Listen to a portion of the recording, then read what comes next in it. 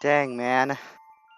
44 star points already after, what, 3 fights we went through last episode? Merle is just a goddess at work for us. She's been a total saint for like the most part of this latter half of the playthrough. I am never gonna take her for granted ever again. After how nice she's been to us, she's definitely earned a spot in my heart when it comes to just being a huge assist to us. Greetings all, it's Blue Knight, and welcome back to Paper Mario. Previously, we left Shiver City and quickly made our way over here to Starboard Valley, not before encountering the Monstar, which was really a bunch of star kids that was in disguise trying to scare off people, more importantly Bowser's followers, from trying to invade this peaceful little valley. It was really weak, giving off 1 point of attack, despite having a huge, devastating looking ability called Magic Storm, but we were able to dispatch it very, very quickly and made it to Starboard Valley in record time. Today, we're gonna speak to Merle and see what he has to say to us, since he is the son of Merlin and he would like to talk to us about something important. Now we really have nowhere else to go since we did reach our destination for the time being. Another fun fact about the monster that we fought last time is that he is immune to all Star Spirit skills and the Shooting Star item, which really makes sense if you think about it. Before I go to speak to Merlin, I'm going to take a short rest here at the Toad House, since we did get pelted quite a tad in our time from Shiver City to the valley. So it's best to be prepared on all aspects before we do proceed a little further with the story. Come in, please.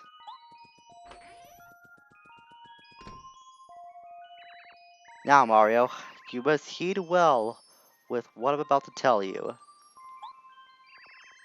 This frozen area is called Starboard Valley.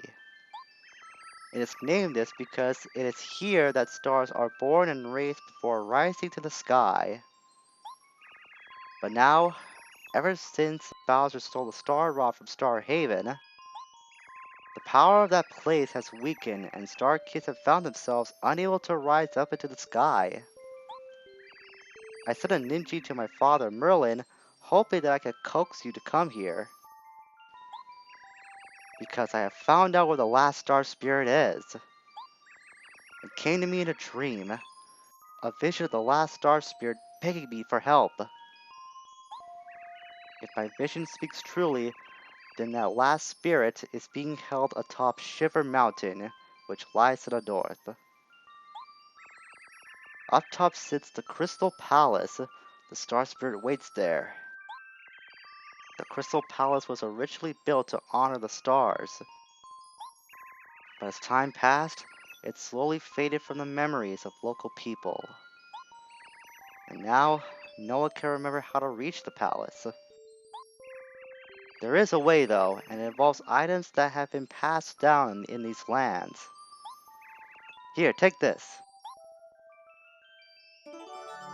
We got a scarf. I'm not sure this guy knows how long we've been staying on the cold. I think we're pretty well insulated when it comes to our attire. But it's probably not going to be for us. The scarf has been passed down through many generations in Starboard Valley. Just imagine seeing something like a scarf being so sacred to a group of people. That would be quite the scene. I wish I knew how to use it, but I do not. Merle, it's not that hard to know how a scarf works. No offense, but buddy, I think you need to get out a little bit more. According to the legends, you must use this and another item that's been passed down in Shiver City if you hope to open the way to the Crystal Palace. Sadly, that's all I know. If things remain as they are, Star Kids will never again be able to rise to Star Haven. Such a fate would be awful. Please, help them, and expel Bowser from the sky. That, however, is no laughing matter. We gotta do our best to get to this Crystal Palace if we want to find the last Star Spirit. At least we know where it is now. We just don't know where to go. Mayor Penguin of Shiver City should have the other vital item you need. If you use it at the scarf, it is said that the way to the Crystal Palace will open. First, you must go to Shiver City and visit Mayor Penguin. Alright, so back to Shiver City we go. Thankfully, the way is not that far from the valley. Oh yes, Mario, I'd almost forgotten. There's supposed to be a small shrine somewhere along the path to the Crystal Palace. A legend has been handed down this valley regarding the shrine's secret. Truth lies not only in the eyes, sometimes even walls may lie. Confusing, yes, but you must find this shrine and solve this mystery to reach the Crystal Palace. Please do not forget it. I need to go back to him for a moment because I need to memorize that whole... You won't say it? I won't say it. I was gonna try to have it memorize, or have him say it again so I can memorize it completely, because I only memorized the second half of it. Even though I was paying full attention, I swear I just only remember the second half. The even walls may lie part. So I wonder if that... Yep, you appeared again. Okay, that wasn't the guy I was looking for. It was the second one. Oh, you! Actually, you worked out even more. Because you're the enemy that we haven't tackled yet. And thankfully, you're on your own this time. We changed out Kubario. So we can tell the Gulpit that we fought last episode too. This is a Gulpit. Whoa! Gulpits look pretty brilliant, don't they? Max HP 12, attack power 2. Gulpits attack by picking rocks up in the mouth and then spitting them back out. The bigger the rock they spit, the more damage you'll take. Big rocks take 7 HP in damage and small ones take 5. They can't do much damage without ammo, so you should concentrate on the rocks first. I forgot that you can target the rocks, but I'm not sure how much damage that will do. Let's do it for the heck of it. I usually just go after the Gulbis themselves, since if you know how to damage them correctly and heavily, then you can take them down instead of go after the rocks, because as you saw, we only broke one of them from their supply of rocks. So while it might be wise to go after the rock pile, I say it's even wiser to go after the Gulpits themselves. Especially if there's not that many of them like we only have with these two alone. That's one down. Just some small rocks to take care of. Or dodge, rather. This time I'll use this. I don't think I've seen Mega Smash in action yet. Actually, we may have, just not that often. Man, 10 points of damage! Wow, that's a lot. And good old head bonk to finish him off. Like I said, if you know how to damage him right, then you might be able to take out the Gulpits instead of going after the rock pile. The rocks have their own separate bit of HP with a health point of 1.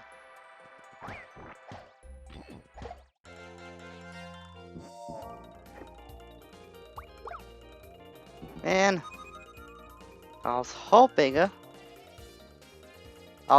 I could block out that last rock pile, that last big rock. Just didn't time it right. The one time that my timing didn't work out for me. Even though I did use a fire flower to damage him heavily, still wasn't enough. Oh well. I know I have ways to cook up another life room, so I might just do that anyways. Or, worst comes to worst, I can just buy one.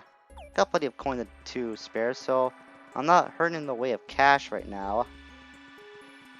I'm pretty sure that even though that items are getting a little more expensive, hi Geotroopa, even though items are getting a little more expensive now, I'm pretty sure we can still afford whatever we can get from the item shop.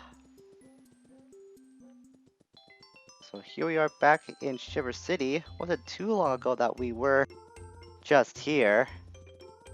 As a matter of fact, it was only just like a couple episodes ago, but that we did first arrive at this place. And just as I thought, oh wow, 40 coins. Okay, I totally underestimated just how expensive it would be here. It'll be worth it though.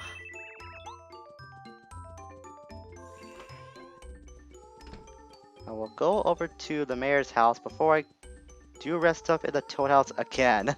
Just to have my health and my FP covered up. That can wait though. Because for now, what matters most is getting that other item. That, still hate you. That the Mayor Penguin has. I wish he said something different actually. Hi there, how are you? Halloween's mystery novels have become very popular in Shiver City, you know. But when I become I was gonna call her a character. I know, a character in a mystery. I realized that I'm not so fond of books like that. I'm serious, I mean it. Only Penguin poetry for me now. At least she's changed her taste in literacy, so good for her, I guess. Still holding a grudge of what she did not too long ago when the whole mystery went down. Oh, Mario, did you reach Starboard Valley? Did you see Merle? Oh, excellent. You said what? An item that's been passed down the city? Oh right, there was something like that. Just a minute, I think I've got it somewhere.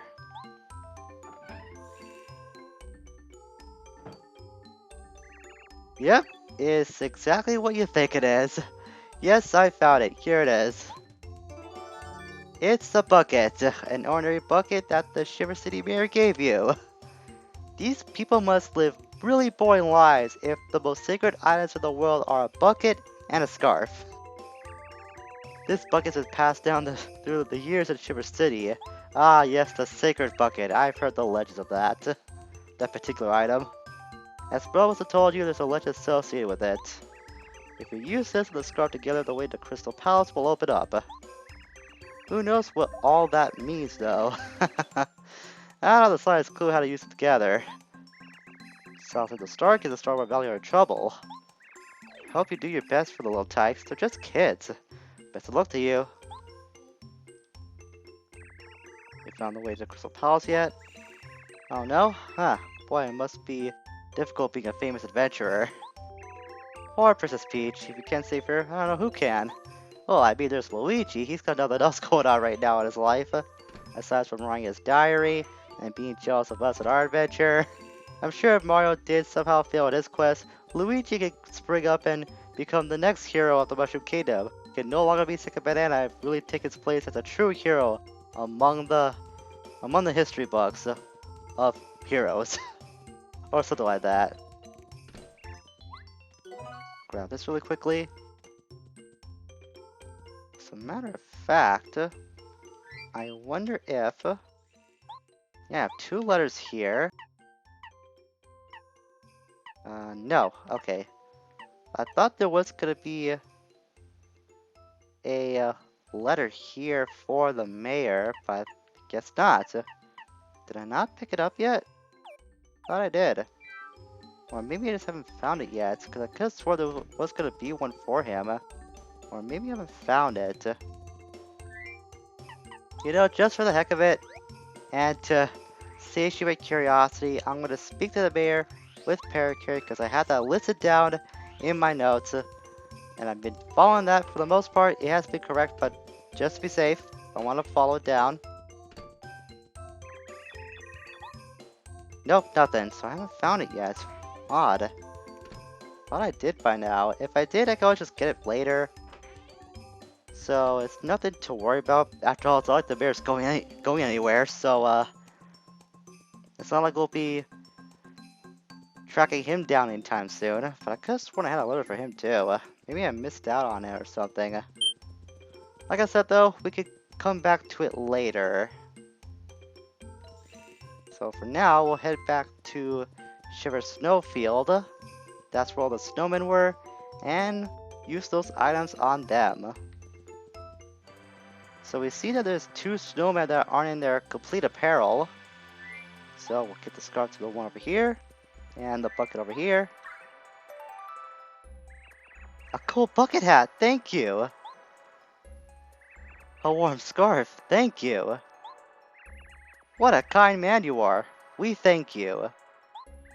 As a reward for your kindness, we shall tell you our secret. Thought that those snowmen were just snowmen, right? Well, if you play Mario 64, you know that's not true. At least these snowmen are nice.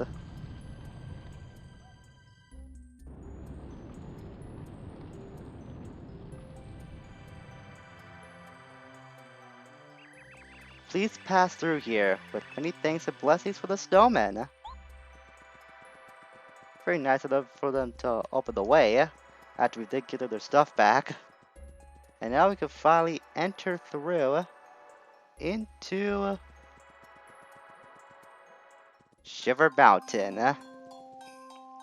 And from here on, we're gonna experience some fantastic music. I remember from this point to the end of the chapter, really, that the Shiver Mountain and beyond has some fantastic music to listen to. I just say it's some of my favorite in the entire game.